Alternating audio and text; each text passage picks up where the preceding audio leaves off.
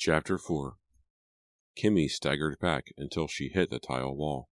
Panting loudly, she pointed to the water rushing in a broad stream from the shower head. "Kimmy, are you okay?" Deborah cried in alarm. "What is it?" "The water, it's scalding hot," Kimmy told her. The three girls turned off the taps and hurried out, clutching their towels. "Ow, that burned," Kimmy declared, starting to breathe normally. "Should we get the nurse? Are you all right?" Deborah asked, staring at Kimmy's chest and neck, which were scarlet. "I think I'll be okay," Kimmy said, relieved, covering herself with a towel. "It was just such a shock." "We'll have to remember to tell Simmons," Deborah said, and then she added sarcastically, "Maybe he'll get around to fixing it in a year or two." Simmons was one of the Shadyside High custodians. He also drove a school bus. A laid-back young man with a blonde ponytail and Walkman headphones that seemed to be permanently glued to his ears. He wasn't terribly reliable in either job. "Hey, did you drop this?" Ronnie asked. She bent down and picked something shiny off the floor. "Oh, thanks." Kimmy reached out for it. It was her silver megaphone pendant. Her parents had given it to her for her 16th birthday. She struggled to put it back around her neck, which was still red from the scalding shower. "The clasp is loose," she said, frowning. "I really have to get it fixed. Don't want to lose it." The three friends hurriedly got dressed in silence.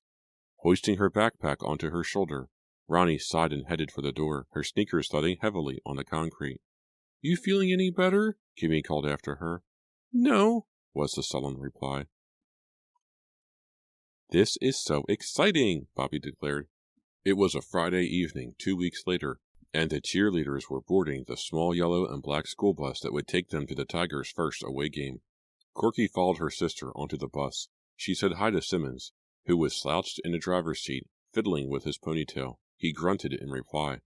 Raindrops dotted the windshield. A light rain had started to fall. The sky was a gloomy charcoal color, but not gloomy enough to darken the sisters' moods. They had been working hard for that night, practicing the new routines after school and at home, learning the cheers, working up a few new wrinkles of their own. "Go Tigers!" Bobby yelled, tumbling into a seat near the back. "Go who?" Megan yelled. The bus quickly filled with loud, excited voices, happy laughter. Simmons leaned forward and pulled a handle to close the door. "Hey, where's Miss Green?" Deborah called. Jennifer turned around in the front seat. "She's driving in her own car tonight. She had to take some friends." Kimmy sat in the window seat next to Deborah. She rubbed her hand over the glass, trying to clear the thin film of steam away so that she could see out. "Hey, Simmons, how about some air conditioning?" one of the girls yelled. "We're melting back here." Simmons, obviously lost in his own thoughts, ignored the request as usual. He started the bus up and clicked on the headlights. Corky, seated in the aisle beside her sister, turned to stare out their window as the bus backed out of its parking space and headed out of the student parking lot. Rivulets of rainwater ran down the glass, distorting her view. The rain picked up, drumming noisily on the roof of the bus. A gust of wind blew water through the window, which was open an inch or two at the top. Bobby raised herself up and, with great effort, pushed the window shut. "Now we'll suffocate," Corky complained. "Take your pick. Suffocate or drown," Bobby told her. "Tough choice," Corky replied. "Go Tigers!" someone yelled. Someone started a cheer, and everyone joined in. "Tigers are yellow, Tigers are black. Push 'em back, push 'em back, push 'em way back." Bobby smiled at her sister. She settled back in her seat, happy and excited. The past 2 weeks had been difficult. The other girls were aloof at first, even resentful. But Bobby was confident that she and Corky had won most of them over. Kimmy and Deborah were still cold to them, still acted as if they were unwanted intruders, but she felt sure that she and Corky would eventually win those two over too. As the bus rattled down Park Drive away from the school, the rain pounded harder. The trees and shrubs exploded in a white flash of lightning. The thunder seemed to crack right above them. Heather and Megan began chanting, "Rain, rain, go away." Jennifer turned in her seat to face the rest of the cheerleaders. "It's not going to last," she announced. "It's just a flash storm. They said on the radio it's going to pass quickly." Another loud thunderclap made two girls scream. Everyone else laughed. The big wiper scraped noisily, rhythmically across the windshield, which was covered with a curtain of white steam. Simmons didn't seem to mind, or notice the poor visibility. Holding on to the seat back, Jennifer stood up. "I have a few announcements to make," she called out, shouting to be heard over the driving rain. Kimmy and Deborah were giggling loudly about something. Jennifer waited for them to get quiet. First of all, unless it's still drizzling, we'll do the fire baton routine at halftime as planned, Jennifer said, cupping her hands together like a megaphone. Simmons made a sharp turn onto Canyon Road, causing Jennifer to topple back into her seat. She pushed herself back up, flashing the driver an annoyed look, which, of course, he didn't see. If the storm doesn't blow over, Jennifer continued. Oh, no, Corky cried. The fire batons.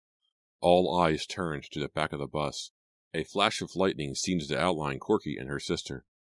We have to turn around, Corky declared, shouting over the clap of thunder. What? Jennifer called, her face filled with confusion. We have to stop at my house, Corky explained. The fire batons. Bobby and I brought them home to practice. We forgot them. Can we turn around? Several girls groaned, Kimmy the loudest of all. It's only a small detour, Bobby said, coming to her sister's defense. No problem, Jennifer said, her expression troubled. Standing in the aisle beside Simmons, she tapped him hard on the shoulder.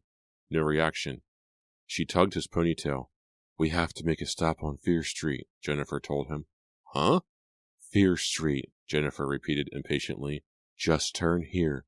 Simmons turned the wheel, and the bus skidded into a turn over the wet pavement. Holding on to the seat back, Jennifer turned back to Corky and Bobby. Direct us when we get to Fear Street, okay? The two girls agreed, apologizing again for the detour. Ooh, Fear Street, someone said, uttering a spooky howl. Some other girls laughed. Kimmy made some kind of wisecrack to Deborah, and the two girls giggled together. The rain fell in heavy sheets, driven by unpredictable, powerful wind gusts. For some reason, Simmons sped up. In front of him, the big wipers swam mechanically across the steamy windshield. Jennifer resumed her position in the aisle beside him. I have just a few more announcements to make, she shouted. Staring out the window at the storm, Bobby saw the passing houses and trees grow darker, as if a heavy shadow had lowered itself over them, over the whole world. Trees bent in a strong wind. The rain suddenly shifted and blew against the window, startling Bobby and blocking her view. Up at the front, Jennifer continued with her announcements. Bobby couldn't hear her over the pounding rain, the thunder, the angry rush of wind. Suddenly, Simmons reached out and pulled a lever to open the door. The sound of the rain grew louder. Cold, wet air cut through the bus. Why did he open the door? Corky asked her sister. I guess to see better, Bobby replied thoughtfully. The windshield is totally steamed. Are we near home? The bus sped up. Simmons had his head turned to the open door, his eyes on the cross street, which passed by in a gray blur. Bobby stared hard out the rain-blotted window, trying to read a street sign. Suddenly she realized that something was wrong. The bus. It began to skid. There was no time to scream or cry out a warning. 1 second they were moving along through the rain. The next second they were sliding out of control toward the curb. Whoa, Simmons shrieked over the squeal of tires. The brakes! The tire squeals grew to a roar in Bobby's ears. She covered them with both hands. She tried to scream, but the sound caught in her throat. The impact was fast and hard. What had they hit? A tree? A rock? The curb? The bus seemed to bounce, to fly up off the road, to bounce again. Staring in horror and surprise at the front, Bobby saw Jennifer's eyes open wide. And then as the bus jolted and spun, she watched as Jennifer flew out the open door. Jennifer's startled scream was drowned out by the squeal of the skidding tires, by the crunch of metal, by the shatter of glass. Chapter 5. It all took a second, maybe less. Bobby blinked, and it was over. The screams swirled around her, surrounding her. She wasn't sure whether she was hearing the squeal of the tires or the cries of the cheerleaders. And then the world tilted on its side. With a silent, choked gasp, Bobby toppled onto Corky, and the two of them, arms flailing helplessly, fell sideways toward the far window, which was now the floor. No time to scream. It only took a microsecond, or so it seemed. The window glass beneath them cracked all the way down the pane like a jagged bolt of lightning, and still the bus bumped and slid, metal grating against pavement, invading their ears. Bobby felt another hard bump. A stab of pain jolted her entire body, made her shake and bounce. And then all movement stopped. Such an abrupt stop. Such a shattering stop. I'm okay, Bobby realized, her first clear thought. She was on top of her sister, their arms and legs tangled. Corky is okay too. Corky stared up at her open-mouthed, her green eyes wide with fear, all sideways. She heard muffled cries, whimpers like frightened puppies. "Oh, man," a loud groan from the front of the bus, from Simmons. Bobby pulled herself up. Simmons was trying to stand, but everything was tilted. Everything was wrong. "Are you okay?" Corky asked in a tiny voice. "Yeah, I think so," Bobby replied uncertainly. "Then get off me!" Corky cried. She sounded so angry it made Bobby laugh. Hysterical laughter, she realized, and forced herself to stop. Got to keep control. Control. Control. Bobby looked up to find a row of windows above her head. "Oh," she said out loud. She finally realized what had happened. The bus was on its side. It had rammed into a tree or something, bounced off and toppled onto its side, then skidded to a stop. "How do we get out?" she heard Kimmy call, even though she couldn't see her. In the darkness, she saw a tangle of arms and legs. She heard a girl crying. She heard groans and whispers. "The emergency door in back," someone shouted. Bobby reached for the emergency door and tried pushing it open. It was stuck. "The windows are faster," someone else cried. Kimmy stood up, raised both arms high, struggled to slide one of the windows open. Bobby, balancing uneasily, tried to do the same. "Can't you get off me?" Corky asked impatiently. "I'm trying, okay?" Bobby replied, not recognizing her own tight, shrill voice. The window slid open. Raindrops hit Bobby's upturned face, cold, fresh, so clean. "Is anyone hurt?" Simmons was calling, a tall shadow in the front. "Is anyone hurt? Who's crying?" Bobby raised herself up, grabbed hold of the window frame. "Is anyone hurt?" The rain was just a drizzle now. The rumble of thunder was low and far in the distance. Bobby pulled herself halfway out of the bus. The whole world was shimmering, glistening, wet, fresh and clean.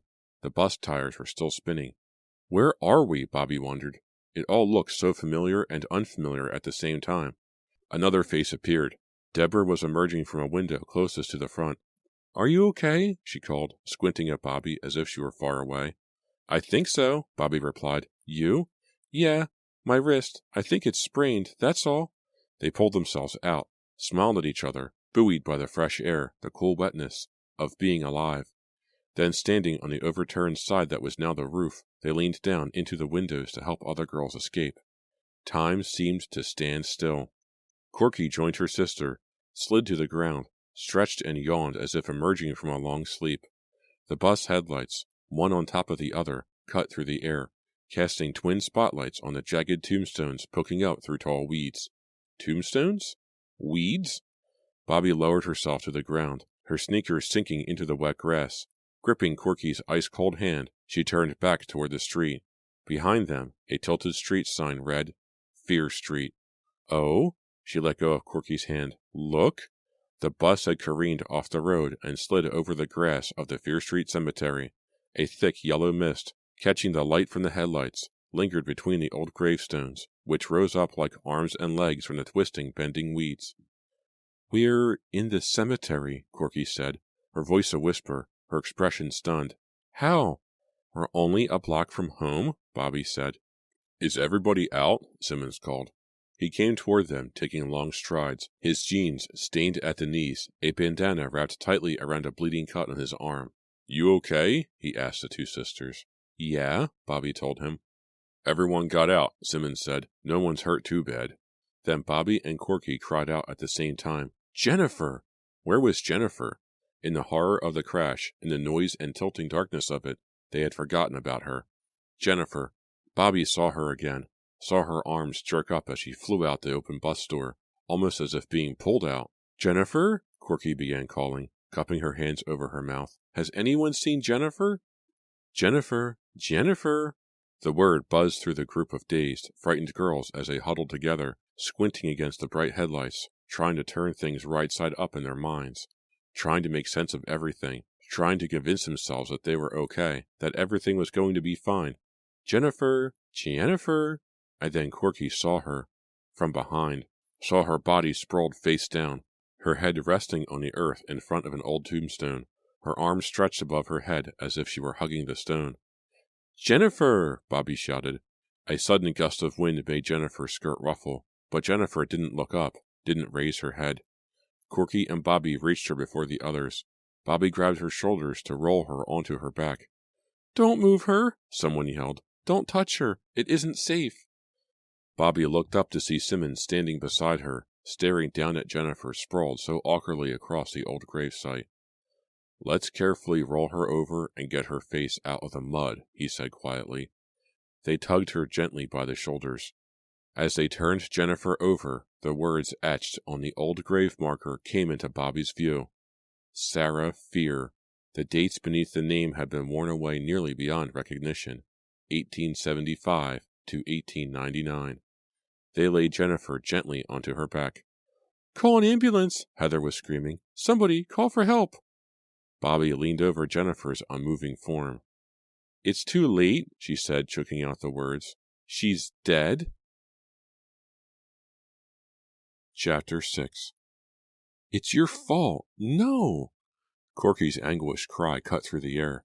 She dropped to the wet ground beside Jennifer and grabbed her pale, limp hand. "No!" At first, Bobby thought the low wail she was hearing came from her sister, but as the sound grew louder, cutting through the crackle and whisper of the wind bending the ancient trees of the cemetery, Bobby realized it was the siren of an ambulance. Someone in one of the houses across the street must have seen the accident and called for help.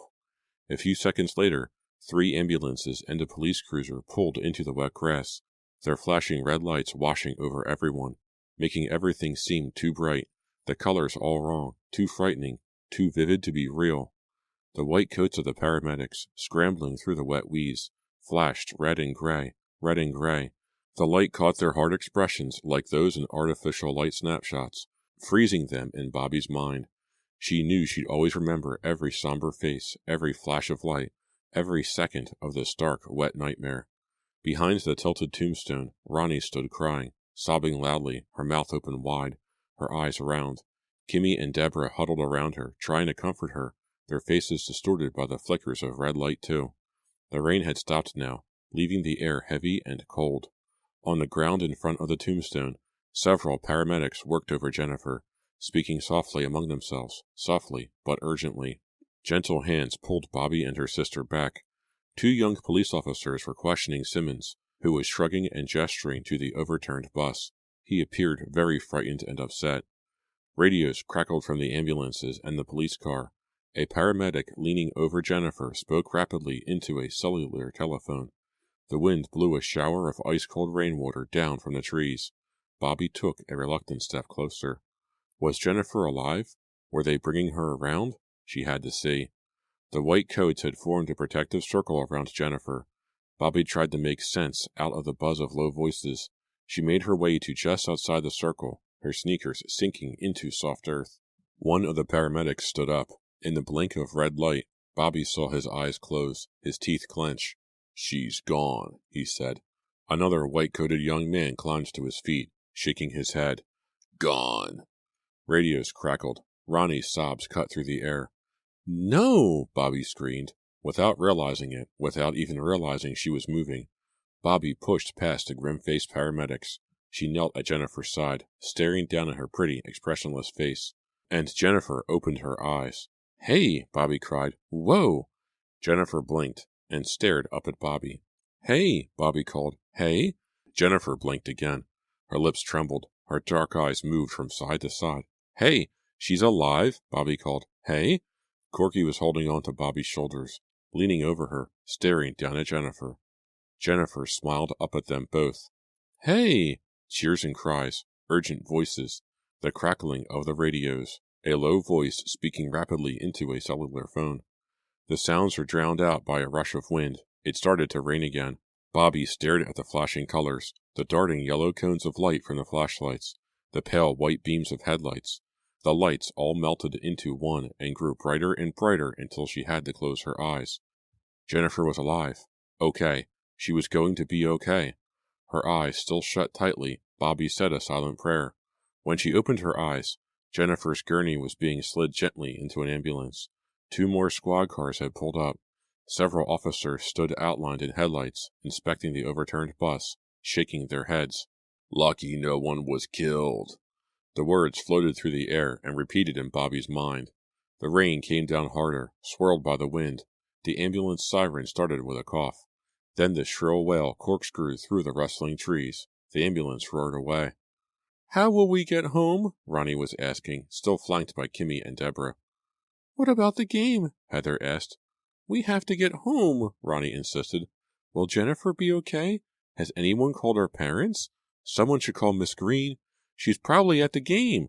They won't play in this rain." Let it rain, Bobby thought, raising her face to it. Let the rain wash everything away. Everything. She turned, startled to see Kimmy standing beside her, a cold, grim expression on her face, her eyes locked on Bobby's. "Kimmy?" Bobby started. "This is all your fault," Kimmy said, speaking through clenched teeth. Her hands were balled into tight fists at her sides. The rain had matted her black hair against her forehead. "Huh? All your fault," Kimmy repeated, continuing to glare at Bobby. "If you hadn't made us turn onto Fear Street." "Now, wait a minute," Bobby cried. "That isn't fair." She realized the other cheerleaders were all staring at her, their faces grim and unhappy, lit by the flashes of red light. "Kimmy, that's not fair," Corky cried, rushing forward to join her sister. Kimmy walked quickly back to Ronnie and Deborah. "That's not fair," Corky repeated. The rain fell harder, making it difficult to see.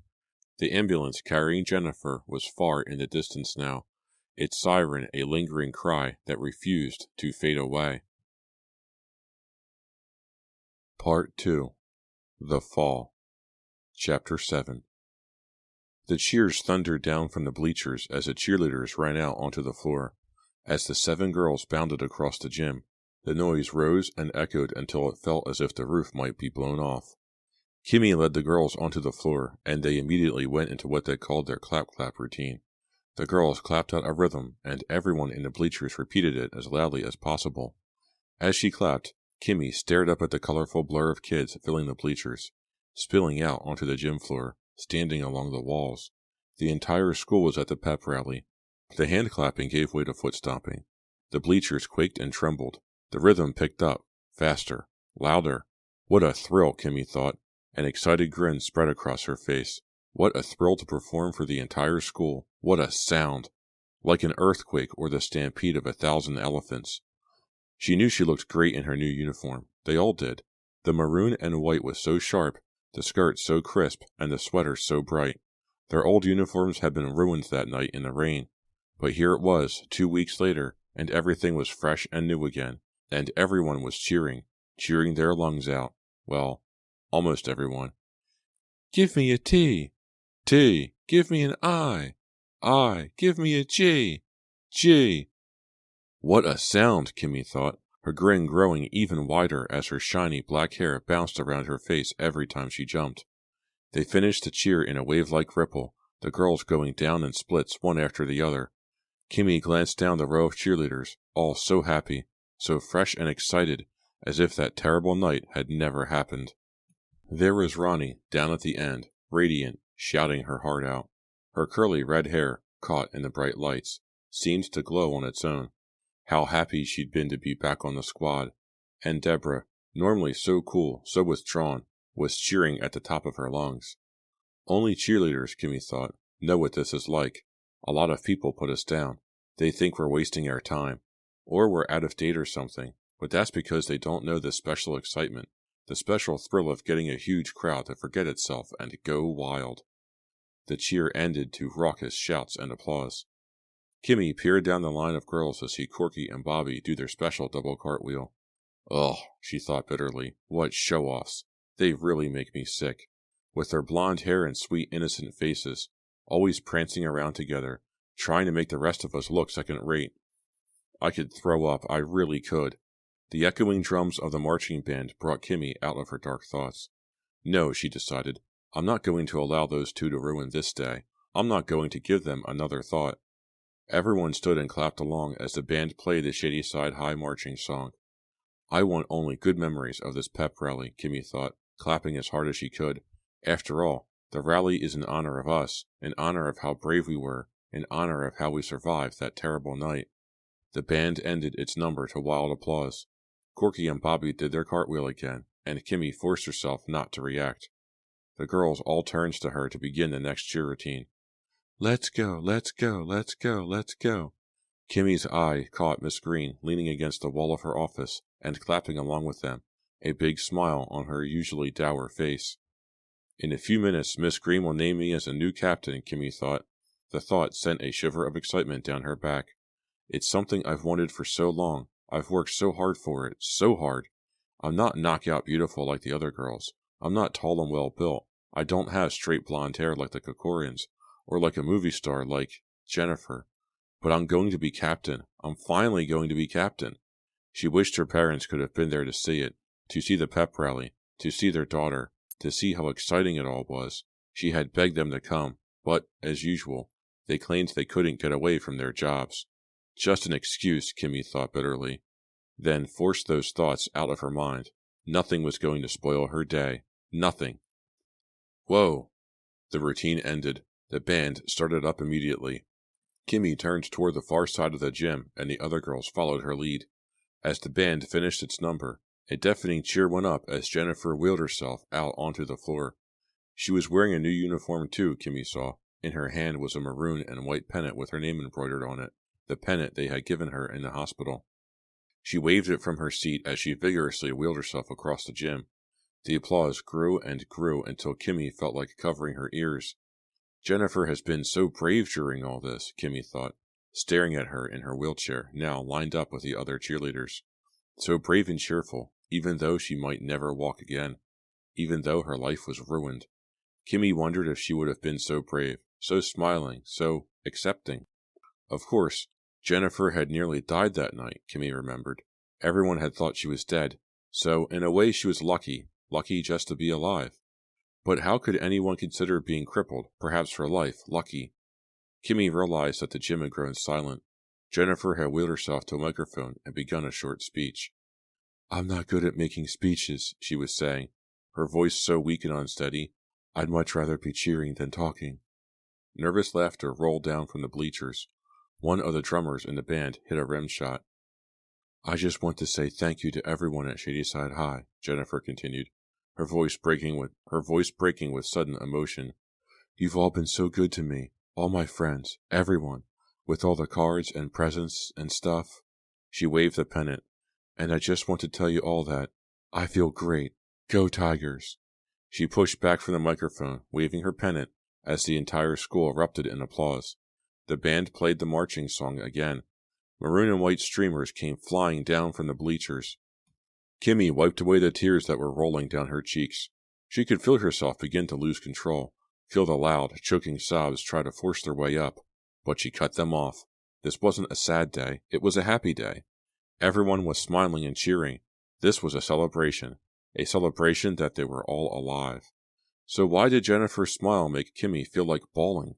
She turned away from Jennifer. It was the only way to keep the sobs down, to keep herself in control. I'm just excited, she thought. Overexcited, I guess. She took a deep breath and held it. Miss Green was approaching them, taking long strides across the gleaming wood gym floor, an intent expression on her face. She wore a maroon and white Shadyside sweatshirt over gray sweatpants. As she neared the microphone, her face flushed. She clasped her hands together behind her back. Miss Green hated public speaking. She seldom spoke at assemblies or pep rallies, and when she did, she always rocked back and forth on her feet and her voice quavered, and everyone could tell she was really nervous. She smiled at Jennifer, stopped, and made a short bow to her. Then, her face nearly scarlet, she stepped close to the microphone. I have an announcement to make, she shouted, her voice echoing off the four walls. It took a while for the crowd to quiet down. She stood silently, waiting until they did. Kimmy could see a muscle twitch in her jaw from nervousness. Poor woman, she thought sympathetically. Kimmy felt the excitement begin to tighten her own muscles. She realized she was smiling with trembling lips. She hoped no one could see them shaking. This is a day of celebration, Miss Green began. We are celebrating the great spirit of these Shadyside cheerleaders, and we are celebrating the spirit shown in particular by Jennifer Daly. The gym grew absolutely silent, so silent Kimmy could hear a car horn honking outside in a parking lot. We are all celebrating today because Jennifer is back with us, Miss Green continued, rocking on the heels of her white high tops. Her courage, her strength, her indomitable spirit are an example for us all.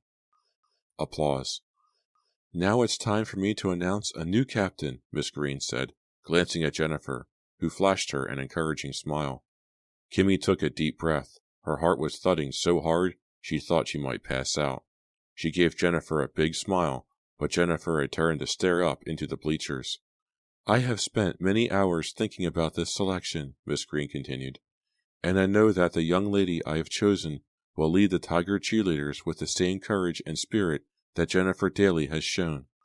Yes, yes, thank you, Kimmy thought, about to burst. She took another deep breath and let it out slowly. Miss Green cleared her throat and then, speaking loudly and enthusiastically, announced the name of the new cheerleader captain.